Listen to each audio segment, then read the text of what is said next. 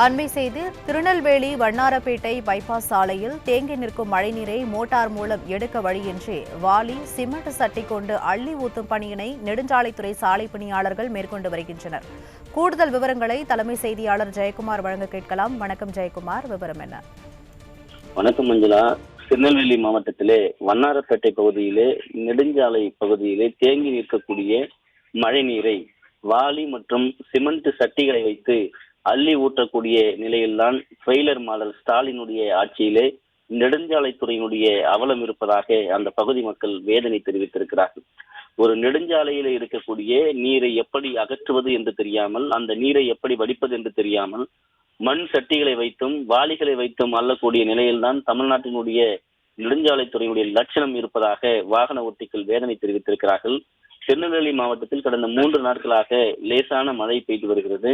சாலை முழுவதும் குண்டும் குழியுமாக மரண பள்ளங்களாக காட்சியளித்துக் கொண்டிருக்கிறது. ஏற்கனவே ஆங்காங்கே மழைநீர் வடிகால் என்கிற நிலையில் தோண்டப்பட்ட பள்ளங்கள் பல்லிழித்துக் கொண்டிருக்கிறது. உயிர் பலி வாங்குவதற்காக, அதனை மூடுவதற்காகவோ அதனை சரி செய்வதற்காகவோ பல ஆண்டுகளாக பணி நடைபெற்று முடிந்து விட்டதாக கூறுகிறார்கள். 90% நடந்திருந்ததாக சென்னையில் கூட கூறப்பட்டது. ஆனாலும் கூட சென்னை மாநகரம் முழுவதுமாக அதே நிலையில் தான் இருந்து கொண்டிருக்கிறது. இன்னும் சாலைகள் முழுமையாக நிறைவடையவில்லை.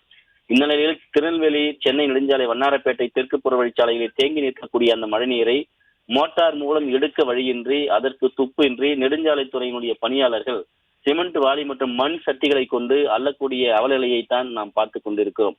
ஏதோ விவசாயி நிலத்திற்கு நீரை இறைப்பது போல சாலையில் இருக்கக்கூடிய அந்த தண்ணீரை மண் சட்டியை வைத்து வாளியை வைத்து அவர்கள் இறைத்துக் கொண்டிருக்கிறார்கள், வாரி ஊற்றி கொண்டிருக்கிறார்கள்.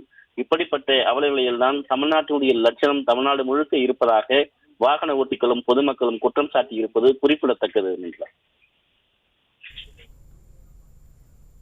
கூடுதல் விவரங்களை வழங்கியமைக்கு நன்றி ஜெயக்குமார்.